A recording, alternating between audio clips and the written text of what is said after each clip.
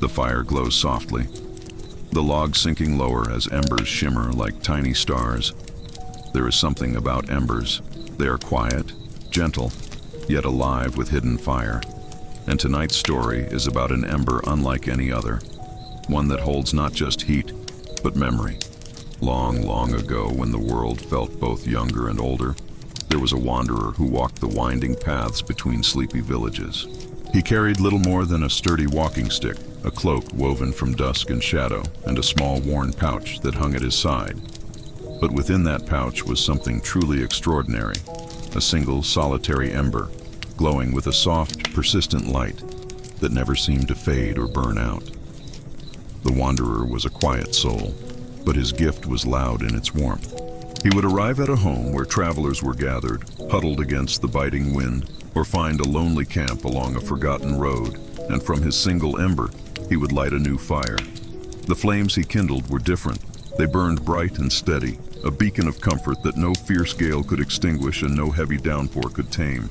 The people who shared his fire would always ask, their eyes wide with wonder, where such a miraculous ember had come from. But the wanderer would only smile, a gentle, knowing look on his face, and say, "It has lived longer than I, and holds the warmth of every hearth it has ever known." One evening, as the first breath of a long winter began to creep down from the snow-capped mountains, the wanderer came to a small village nestled on the edge of a cold, stark valley. The season had been unforgiving, and the villagers had managed to gather very little wood. Their fires were small and weak, sputtering against the encroaching chill.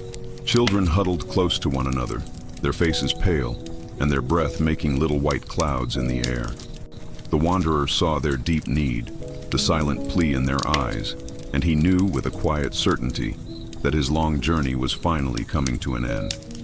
He called for a child, a young girl who had been watching him from the moment he arrived, her gaze filled with a mixture of curiosity and awe.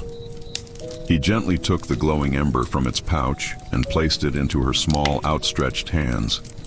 The ember did not scorch her skin or even feel hot to the touch. Instead, it glowed with a soft, pulsing warmth, as if it were a tiny, beating heart that had just recognized a new and worthy keeper. "This ember," the wanderer said, his voice as soft as falling snow, "carries the warmth of every fire it has ever kindled. It holds the laughter of old friends, the stories of distant lands, and the hope of every soul who has ever sat beside its light. Guard it well, and it will guard you and your people in return, for it is more than just a flame."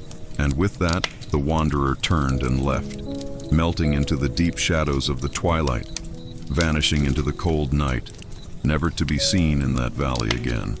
The girl kept the ember safe, and from it, she lit a great fire in the center of the village. The flames leaped high, casting away the cold and filling the air with a warmth that felt like a shared embrace. The village survived the harsh winter, and many more after that. When the girl grew into a woman and then an elder, she passed the ember to her own child, repeating the wanderer's words. The ember was passed from one generation to the next, a sacred trust. It became the heart of the village, a living legacy.